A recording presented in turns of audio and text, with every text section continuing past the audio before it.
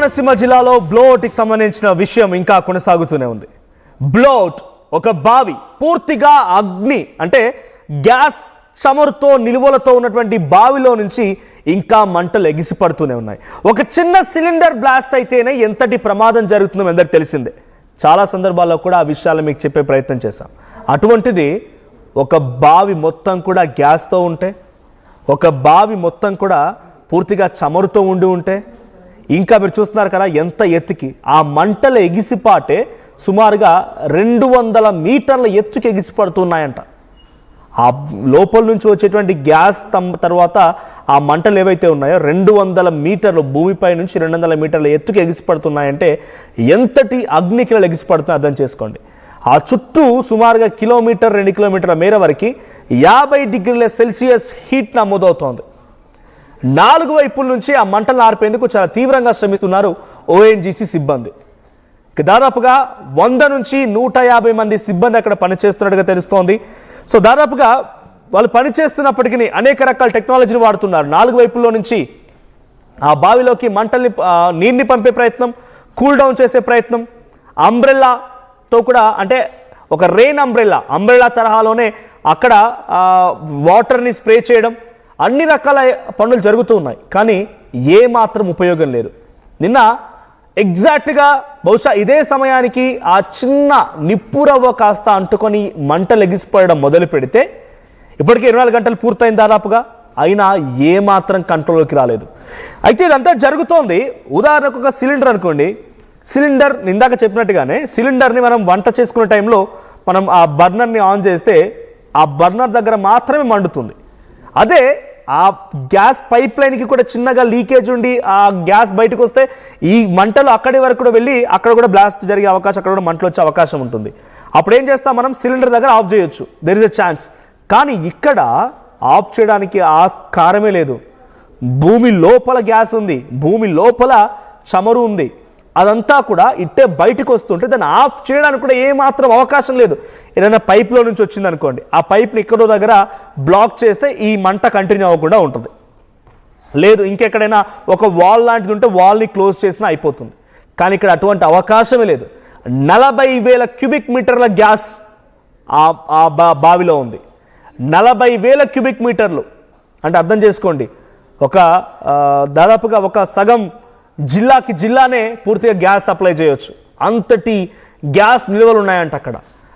ఇంకా ఆ భూగర్భంలో ఇంకా ఎంత దూరం నుంచి ఆ గ్యాస్ వస్తుందో, మనం బావి తీసామో ఆ బావిలో ఒక్క దగ్గరే ఉందని కాదు, అది ఎక్కడి నుంచో మూవింగ్ ఫార్వర్డ్ ఎక్కడెక్కడ దూరం నుంచో అక్కడికి ఒక జంక్షన్ లాగా వస్తూ ఉంటుంది. సో భూగర్భం మొత్తం కూడా ఇప్పుడు గ్యాస్తో నిండిపోయింది కోనసీమ జిల్లాలో. సో ఇంకా నాకు ఈ మాట చెప్పడానికి కొంత ఇబ్బందిగా ఉన్నా కూడా చాలామంది ఎక్స్పర్ట్స్ చెప్తున్న మాట ఏంటంటే, కోనసీమ ఇప్పుడు ప్రమాదంలో ఉందా? కోనసీమ ఆ భూగర్భం మొత్తం కూడా ఒక అగ్నిపర్వతంలాగా మండుతుందా?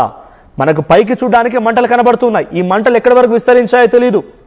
ఆ గ్యాస్ ఆయిల్ రిజర్వ్స్ దగ్గర ఎక్కడి వరకు వెళ్ళాయో తెలియదు. ఈ భూమి లోపల ఇంకెక్కడైనా ఈ మంటలు వస్తున్నాయో తెలియదు. అసలు ఏం జరుగుతుందో అర్థం కాని పరిస్థితి. ఒక రకంగా సిబ్బంది రెస్క్యూ ఆపరేషన్స్ పనులు చేపడుతూ ఉన్నప్పటికీ చేతులు ఎత్తేసారంట. వెంటనే హుటాహుట్న ఢిల్లీ నుంచి ఎక్స్పోర్ట్స్ టీమ్ని కూడా రప్పిస్తూ ఉన్నారు. So water umbrellas, water spraying, ఇతరత్ర కెనాల్స్ నుంచి ఇతరత్ర ఒక గుంతలు తీసి కెనాల్స్ తీసి వాటర్ స్ప్రే చేయడాలు, వాటర్ డైరెక్ట్గా బావిలో పడే విధంగా అన్ని రకాల ఏర్పాట్లు చేయడాలు ఏవి కూడా అక్కడ ఆపలేకపోతున్నాయి. కొన్ని కిలోమీటర్ల మేర పూర్తిగా పొగలు కమ్ముకొని, నల్లని పొగలు కమ్ముకొని ఉన్నాయి. నరసాపురం నుంచి మరో 20 మంది ఇంజనీర్లు కూడా వచ్చారంట అక్కడికి వచ్చి వాళ్ళు కూడా పనులను పర్యవేక్షిస్తున్నారు. సో ఇవన్నీ జరుగుతూ ఉన్నప్పటికీ కూడా ఏమాత్రం సిచ్యువేషన్ కంట్రోల్లోకి రాకపోవడంతో ఢిల్లీ నుంచి ఎక్స్పర్ట్స్ కూడా తీసుకొస్తున్నారు. సో బ్లోఅవుట్ నుంచి సముద్రం 25 కిలోమీటర్లు మాత్రమే, బ్లోఅవుట్ నుంచి సముద్రం 25 కిలోమీటర్ల వరకు మాత్రమే ఉంది. సో మరి ఇంకేదైనా విపత్కర పరిస్థితి ఉందా, అక్కడ ప్రమాదం ఇంకా పెరిగే అవకాశం ఉందా అని అంటే మాత్రం ప్రజెంట్ ఉన్న సిచ్యువేషన్లో కొంత ఎక్స్ట్రీమ్ అని తెలుస్తోంది, కొంత డేంజర్ సిచ్యువేషన్ అని మాత్రం అర్థమవుతోంది. ఎస్ మా ప్రతినిధి మనోజ్ ఉన్నారు. ఎస్ మనోజ్, సిచ్యువేషన్ ఎలా ఉంది ప్రజెంట్? నిన్నటికి ఇవాళకి సుమారుగా 24 గంటలు దాదాపుగా 24 గంటలు దాదాపుగా కావస్తోంది. ఎస్, మా ప్రతినిధి మరి కాసేపట్లో మనోజ్ లైవ్లోకి అందుబాటులోకి వస్తారు. సో 24 గంటలు కావస్తోంది దాదాపుగా, కానీ ఏ మాత్రం కూడా సిచ్యువేషన్ కంట్రోల్లోకి రావడం లేదు. ఇక్కడ మీరు గమనించండి, ఇందాక నేను చెప్పినట్టుగా if at all there is any wall, ఒకవేళ అది పైప్ లైన్ కనుక అయ్యి ఉంటే, ఎక్కడో దగ్గర దానికి వాల్ అనేది ఉంటే ఆ వాల్ని క్లోజ్ చేసినా ఈ సమస్య తీరేదేమో. ఇంకెక్కడైనా ఒక చోట దానికి సంబంధించి క్లోజ్ చేసే అవకాశం ఉంటే దాన్ని బ్లాక్ చేసే వాళ్ళేమో, క్లోజ్ చేసే వాళ్ళేమో. కానీ ఇక్కడ డైరెక్ట్గా భూమి, అదొక బావి. ఆ బావిలో నుంచి 40,000 క్యూబిక్ మీటర్ల యొక్క గ్యాస్ నిల్వలు ఉన్నాయనంటే ఇంకా లోపల ఎంత మండుతోందో. ఒక రకంగా కోనసీమ మొత్తం కూడా ఇప్పుడు అగ్నిపర్వతంగా లోపల అంతా మండుతుందేమో. ఇరుసమండి, ఆ తర్వాత ఇతరత్ర లక్కవరం, ఇతరత్ర ప్రాంతాలు ఉన్నాయి, పక్కనే సమీపంగా చిన్న చిన్న గ్రామాలు ఉన్నాయి. ఆ ఎగ్జాక్ట్గా ఈ బ్లోఅవుట్ జరిగినటువంటి ప్లేస్ నుంచి 25 కిలోమీటర్ల దూరంలో సముద్రం ఉంది. సో కొంతమంది ఎక్స్పర్ట్స్ అంచనా వేస్తుంది ఏంటంటే, మనం భూమి తీసిన తర్వాత నీళ్ళు వచ్చాయంటే మనం తవ్విన దగ్గర నీళ్ళు వచ్చాయని కాదు, ఎక్కడెక్కడి నుంచో నీళ్ళు వస్తూ ఉంటాయి. ఊటల్ లాంటిది ఇక్కడ మనకు వాటర్ లాగా బయటకు వస్తూ ఉంటుంది. అటువంటి విధంగానే మనం అక్కడ గోతి తీసామంటే అక్కడే గ్యాస్ ఉందని కాదు, వేరే వేరే ఏరియాస్ నుంచి అండర్ గ్రౌండ్లో ఆ గ్యాస్ అంతా కూడా ఇక్కడికి జంక్షన్లో వస్తుంది. ఇక్కడ కొంత తీస్తే అవన్నీ కూడా గ్యాదర్ అయ్యే అవకాశం ఉందనేటువంటి ఒక ఆలోచనే కదా. అదే మాదిరిగా భూమిలో ఈ గ్యాస్లకు సంబంధించి ఇంకా ఇంకా విస్తరించే అవకాశం ఉంది. సో భూమి లోపల ఇంకా ఎంతలా మండుతోందో, ఏం జరుగుతుందో అనేటువంటి ఒక ఆందోళన అందరిలో వ్యక్తమవుతోంది. ఒక్కసారి అక్కడ సిచ్యువేషన్ ఎలా ఉంది ఇప్పుడు కరెంట్, ఇప్పుడు నేను వార్త చెప్పే సమయానికి ఎటువంటి సిచ్యువేషన్ ఉంది ఒకసారి ఆ లైవ్ విజువల్ చూద్దాం.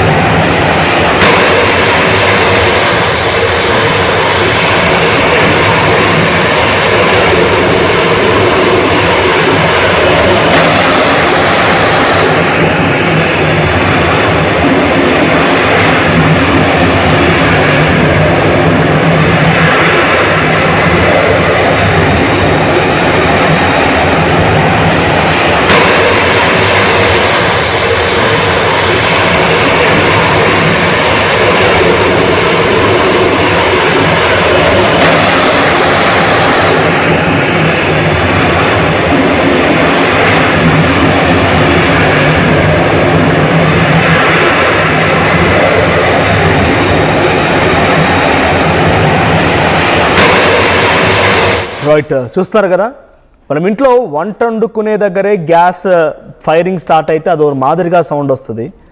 అటువంటిది అంత పెద్ద ఓఎన్జీసీ బావి గ్యాస్ లీక్ అవుతోంది, మంటలు వస్తున్నాయంటే ఎంతటి శబ్దాలు వస్తున్నాయి. లైవ్ విజువల్స్ మీరు ఎక్స్పీరియన్స్ చేయడం కోసం మాత్రం మీకు చూపించడం జరిగింది. ఒకసారి మా ప్రతినిధి మనోజ్ దగ్గరికి వెళ్తారని, అక్కడ మనోజ్ లైవ్లో ఉన్నారు. మనోజ్, సిచ్యువేషన్ ఏంటి అక్కడ? ఎటువంటి ఎమర్జెన్సీ సిచ్యువేషన్ ఉంది? సో అక్కడ ఎటువంటి సహాయక చర్యలు కొనసాగుతున్నాయి? నిన్నటికి ఇవాళకి